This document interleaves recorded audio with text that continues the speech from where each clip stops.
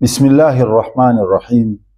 Assalamu alaikum wa rahmatullahi wa barakatuh. Ndugu zangu katika imani, tukiwa tupo katika mwendelezo wa kuzungumzia mada yetu inayohusiana na yatima, leo tena katika sehemu ya pili tutazungumzia aya mbalimbali ambazo Allah subhanahu wa ta'ala ametutahadharisha juu ya wale watakaowaonea mayatima, watakaokosa huruma na mayatima, watakaokula mali za mayatima na watakaofanya vitendo mbalimbali vya kutokuwajali mayatima. Allah subhanahu wa ta'ala amesema, a'udhu billahi minash shaitanir rajim, bismillahir rahmanir rahim, araaita alladhi yukadhibu biddin. Hili ni swali Allah anatuuliza, anasema, je, unamjua, umemuona, unamfahamu yule ambaye anaikadhibisha siku ya malipo, anakataa kabisa kwamba kuna kufa na kufufuliwa na kwenda kukutana na ukalipwa, analikadhibisha hili. Unamjua mtu huyo? Umemuona mtu huyo?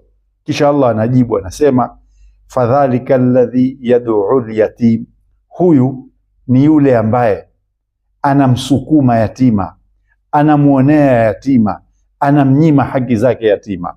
Ukimwona mtu ambaye hana huruma na mtoto yatima, basi fahamu mtu huyu hana imani katika moyo wake na haamini kwamba yeye atakufa na atafufuliwa na atahesabiwa.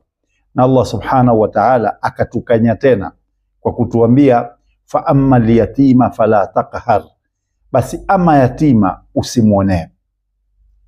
Ndugu zangu katika imani, kwa hakika yatima anakuwa na unyonge mkubwa sana, kwa sababu amefiliwa na mzazi au na wazazi wake. Mimi na wewe tunatakiwa tuwe na huruma kubwa sana juu ya kumlea, kumtizama, kumsaidia, kumkuza mpaka awe mtu mzima.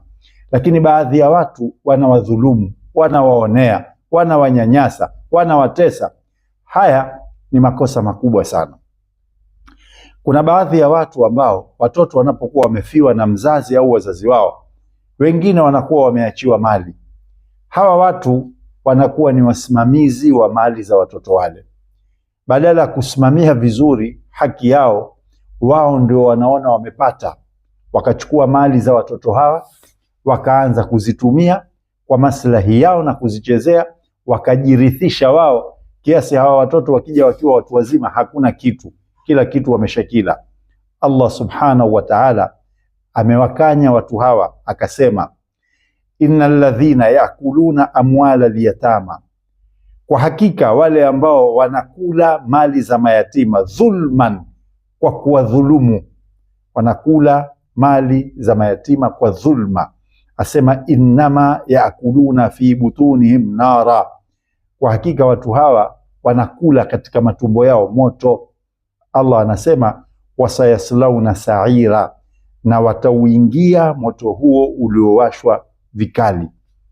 Hii yote ni kuonyesha tahadhari ya namna ambavyo sisi tunatakiwa tuishi na hawa mayatima.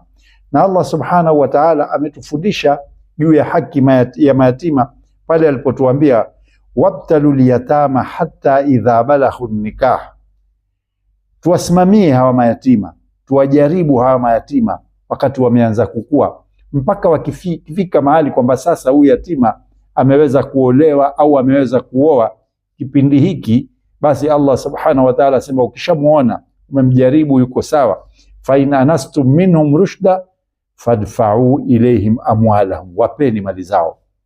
Isiwe wewe umeng'ang'ania mali za watu za mayatima, ushamuona amekuwa anahitaji kuoa, anahitaji kuolewa, anatakiwa asimamie mali yake. Allah asema mjaribu, na ukimuona yuko sawa mpe mali yake. Namuomba Allah subhanahu wa ta'ala atupe huruma na mayatima, atujalie katika wenye kuwajali, wenye kuwapenda, wenye kuwasaidia, na Allah subhanahu wa ta'ala atulipe kheri kutokana na hayo. Wakumbushe Waislamu, Allah atakulipa.